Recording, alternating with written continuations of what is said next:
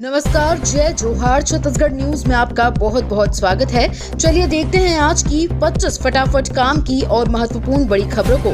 पर इससे पहले आप वीडियो को कहां से देख रही हैं, कमेंट में बताना बिल्कुल ना भूलें। केंद्रीय मंत्री पीयूष गोयल से मिलेंगे सीएम विष्णुदेव साय। छत्तीसगढ़ की औद्योगिक नीतियों पर करेंगे चर्चा। सीएम विष्णुदेव साय छत्तीसगढ़ के विकास के लिए योजनाओं, नई औद्योगिक नीति और राज्य में व्यापार एवं निवेश के अवसरों पर केंद्रीय मंत्री पीयूष गोयल के साथ विस्तार चर्चा करेंगे। इसके साथ ही सीएम साय नई इंडस्ट्रियल पॉलिसी पर केंद्रीय मंत्री के सुझाव लेंगे। इसके अलावा इंडस्ट्रियल कॉरिडोर की संभावनाओं पर भी बातचीत की जाएगी। इस बैठक में केंद्रीय मंत्री पीयूष गोयल के साथ सीएम विष्णुदेव साय छत्तीसगढ़ में इंडस्ट्रियल फ्रेमवर्क को मजबूती देने के लिए निवेश की संभावनाओं पर चर्चा करेंगे। इसके साथ ही सीएम विष्णुदेव साय रायपुर आने के लिए केंद्रीय मंत्री पीयूष गोयल को आमंत्रित भी कर सकते हैं। इससे केंद्रीय मंत्री पीयूष गोयल राज्य की इंडस्ट्रियल प्रोजेक्ट का निरीक्षण कर सकें और लोकल इंडस्ट्री के साथ बात कर सकें। 179 महतारी सदन की मिली स्वीकृति। हर ग्राम पंचायत में 2500 वर्ग फुट में बनेगा महतारी सदन।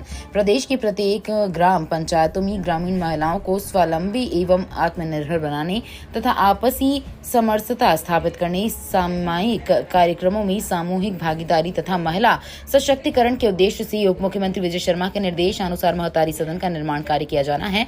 उप मुख्यमंत्री विजय शर्मा के प्रयास से 179 महतारी सदन की स्वीकृति आदेश जारी किया गया है। उप मुख्यमंत्री ने कहा कि न्यू इंडिया के ग्रोथ साइकिल में महिलाओं की भागीदारी लगातार बढ़ रही है। प्रधानमंत्री श्री नरेंद्र मोदी के आत्मनिर्भर भारत अभियान महिलाओं की क्षमता को देश के विकास से जोड़ा जा रहा है। छत्तीसगढ़ में रोजगार मेला। जिला ग्रामीण विकास योजना के तहत लगेगा कैंप। युवाओं को रोजगार के अवसर देने के लिए मनेन्द्रगढ़, भरतपुर, चिरमिरी जिले में रोजगार मेला लगाया जा रहा है।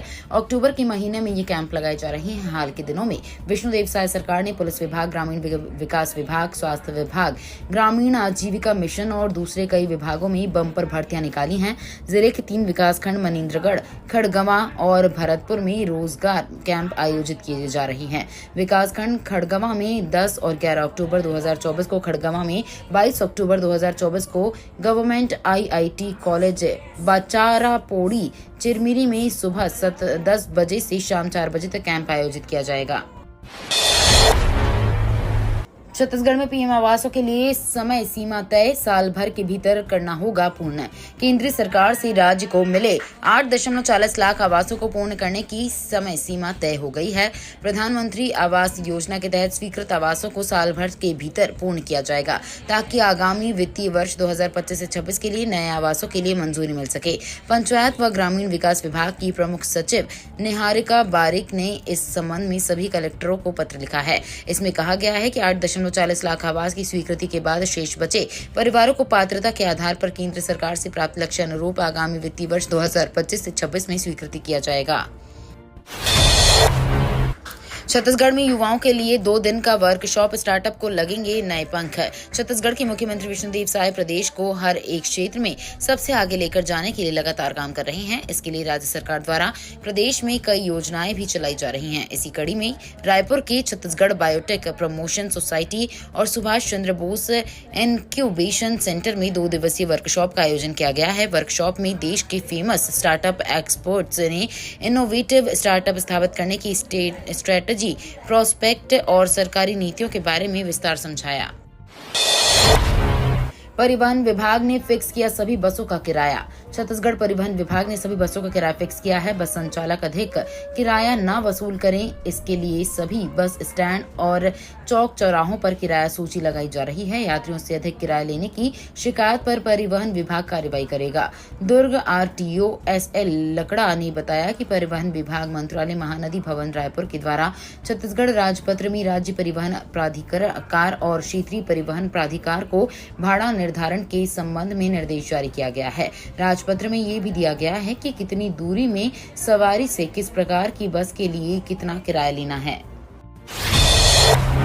बलरामपुर में आंगनबाड़ी केंद्र पर लटका ताला, ग्रामीण बोले कर्मचारी गायब। छत्तीसगढ़ के बलरामपुर जिले के ब्लॉक वोड्रॉफ नगर की ग्राम पंचायत बसंतपुर की आंगनबाड़ी केंद्र लोहारपारा में ताला लटक रहा है। ग्रामीणों ने बताया कि महीने में 1-2 बार ही खुलता है। बच्चे आंगनबाड़ी केंद्र के लिए निकलते हैं, लेकिन खेल कूद कर घर वापस आ जाते हैं। दिनेश लोहार ने कहा कि आंगनवाड़ी केंद्र को कभी खुला नहीं देखा। बच्चे आंगनवाड़ी जाते हैं लेकिन केंद्र में ताला लगा रहता है। छत्तीसगढ़ में असम जैसी बनेगी एंटी नक्सल पॉलिसी। छत्तीसगढ़ में एंटी नक्सल नीति असम जैसी ही होगी। इसका अध्ययन करने के लिए गृह मंत्री विजय शर्मा ने असम का दौरा भी किया था। उन्होंने वहां अधिकारियों से उग्रवादियों के आत्मसमर्पण और पीड़ित परिवारों को दी जा रही सुविधाओं के बारे में जानकारी ली। इसके बाद दिल्ली में अमित शाह और मुख्यमंत्री साय की बैठक भी हुई। अब अक्टूबर के अंत तक या 1 नवंबर को राज्योत्सव के समय छत्तीसगढ़ सरकार नई नक्सल नीति लॉन्च कर सकती है। शाह और साय के बीच यही बात हुई है कि कैसे तय टारगेट मार्च 2026 तक छत्तीसगढ़ से पूरी तरह नक्सलियों का खात्मा किया जाए। इन कर्मचारियों को लाभांश और ब्याज की राशि का वितरण दिवाली से पहले। भिलाई इस्पात संयंत्र के कर्मियों की सबसे पुरानी और प्रतिष्ठित सहकारी संस्थान इस्पात कर्मचारी cooperative credit society sector 6 Bhilai Nagar में लाभांश और ब्याज की राशि का वितरण 10 अक्टूबर से किया जाएगा। सोसाइटी के अध्यक्ष ब्रज बिहारी मिश्र ने बताया कि सदस्यों के खाते में अंतरित जमा वर्ष 2022 से 23 का लाभांश एवं वर्ष 2023 से 24 के ब्याज की राशि का वितरण 10 अक्टूबर से माह फरवरी 2025 तक मुख्य शाखा सहित समस्त शाखाओं में कार्यालयीन समय पर किया जाएगा। छत्तीसगढ़ के औद्योगिक विकास व निवेश के प्रस्तावों पर केंद्रीय मंत्री से चर्चा। छत्तीसगढ़ के मुख्यमंत्री विष्णुदेव साय ने आज नई दिल्ली में केंद्रीय वाणिज्य एवं उद्योग मंत्री पीयूष गोयल से मुलाकात की। बैठक में राज्य की औद्योगिक कॉरिडोर, अंतर्राष्ट्रीय एयर कार्गो सुविधाओं और कई अन्य विकासात्मक मुद्दों पर चर्चा की गई। इस बैठक में केंद्रीय मंत्री ने छत्तीसगढ़ के विकास के लिए कई प्रस्तावों को मंजूरी देने का आश्वासन दिया है, जिससे राज्य को एक नई दिशा मिलेगी। बैठक का मुख्य मुद्दा छत्तीसगढ़ के औद्योगिक कॉरिडोर का विकास था। मुख्यमंत्री साय ने केंद्र से अनुरोध किया कि कोरबा, बिलासपुर, रायपुर को नागपुर औद्योगिक कॉरिडोर से जोड़ा जाए। निगम की सामान्य सभा में गूंजेगी पानी की समस्या। 4 करोड़ फूंकने के बाद भी बूंद बूंद के लिए तरस रहे लोग। छत्तीसगढ़ के रायपुर शहर में अमृत मिशन योजना में 4.5 करोड़ फूंकने के बावजूद शहर के लोगों को पीने के पानी के लिए मशक्कत करनी पड़ रही है। नगर निगम, स्मार्ट सिटी कंपनी और अमृत मिशन योजना के जिम्मेदार मिलकर भी जलापूर्ति व्यवस्था नहीं सुधार पाए। डंगनिया टंकी जैसी ही स्थिति शंकर नगर क्षेत्र की पानी टंकी में भी निर्मित हुई है। पुरानी और नई पाइपलाइन को लेकर शहर के कई क्षेत्रों के आखिरी छोर के घरों में पतली धार पानी आने की समस्या बनी हुई है। कोर्ट के इस फैसले से शिक्षकों ने सीएम साय से लगाई गुहार। कहा, हमारी परमानेंट नौकरी खतरे में है। सीएम साहब, 1 साल पहले लगी हमारी परमानेंट नौकरी खतरे में है। अब आप ही कुछ करिए। जहां तक हो सकता था फरियाद लेकर गए, विधायक, मंत्री और सांसद तक को ज्ञापन दिया, लेकिन सुनवाई नहीं हो रही है। अब आपस से ही उम्मीद है। हाईकोर्ट के एक फैसले से हमारी परमानेंट नौकरी खतरे में है। बीएड प्रशिक्षित शिक्षकों ने बीजापुर में मुख्यमंत्री से मुलाकात के दौरान कही। मुख्यमंत्री विष्णुदेव साय गुरुवार को बीजापुर जिले के दौरे पर थे। इस दौरान वहां स्थित सेंट्रल लाइब्रेरी में युवा संवाद कार्यक्रम में भी शामिल हुए। SECL को लगा तगड़ा झटका। 7,000 करोड़ का लगा सकता है जुर्माना। छत्तीसगढ़ के कोरबा में बताया जाता है कि कोयला खनन के लिए SECL ने गेवरा, दीपका, कुसमुंडा और कोरबा एरिया में बड़े पैमाने पर जमीन का अधिग्रहण किया है। कोयला खनन कितने हेक्टेयर में कितना किया जाना है, इसे लेकर समय समय पर पर्यावरणीय स्वीकृति ली जाती है, मगर SECL के प्रबंधन ने जितनी स्वीकृति ली उससे ज्यादा खनन किया। कई वर्षों तक ये मामला दबा रहा, लेकिन अब ये बाहर आ गया है। सूचना का अधिकार के तहत प्राप्त दस्तावेजों के आधार पर स्पष्ट हुआ है कि कोयला कंपनी को कब कब कितनी मात्रा में कोयला खनन की अनुमति दी गई और प्रबंधन ने अनुमति से ज्यादा खनन के वित्तीय वर्ष में किया। दुर्गा पूजा से छठ तक चलेंगी स्पेशल ट्रेनें, कंफर्म सीट की टेंशन खत्म। दुर्गा पूजा, दिवाली और छठ पूजा के दौरान यात्रियों को कंफर्म बर्थ उपलब्ध कराने रेलवे ने इस वर्ष 6,556 स्पेशल ट्रेनों का संचालन करने का फैसला लिया है। ये स्पेशल ट्रेनें 1 अक्टूबर से 30 नवंबर के बीच पटरी पर दौड़ेंगी। रेलवे मंडल के अधिकारी के मुताबिक हर साल त्योहारों के अवसर पर रेलवे द्वारा स्पेशल ट्रेनों का संचालन किया जाता है। इस वर्ष इन स्पेशल ट्रेनों की संख्या में भारी बढ़ोतरी की गई है। दरअसल दुर्गा पूजा, दिवाली और छठ पर्वों के दौरान लाखों की संख्या में यात्री ट्रेनों में सफर कर सकते हैं। छत्तीसगढ़ में भोजन कराने वाले ही हैं भूखे पेट। 87,000 से अधिक रसोइयों को 4 महीने से नहीं मिला मानदेय।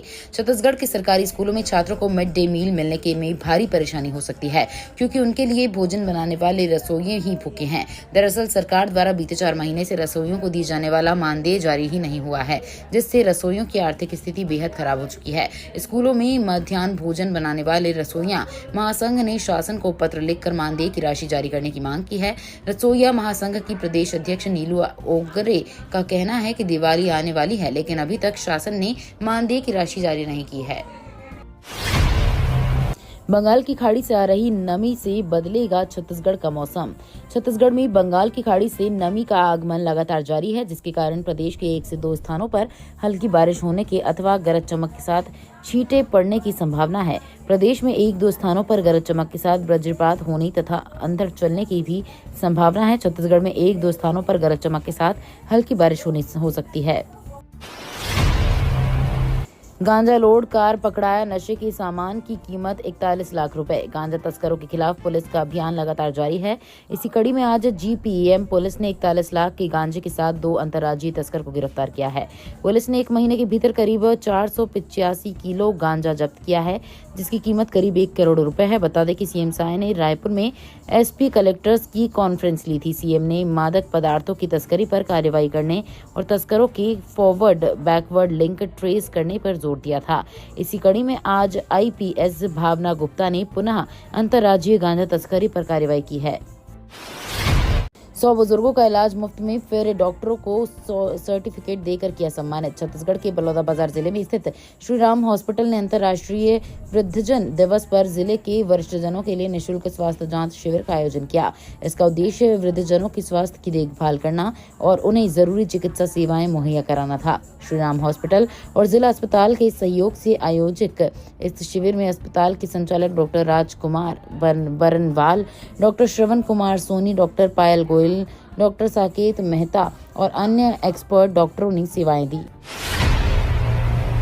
कोरबा सांसद को मिली बड़ी जिम्मेदारी, कोयला एवं इस्पात संसदीय बोर्ड की बनी सदस्य।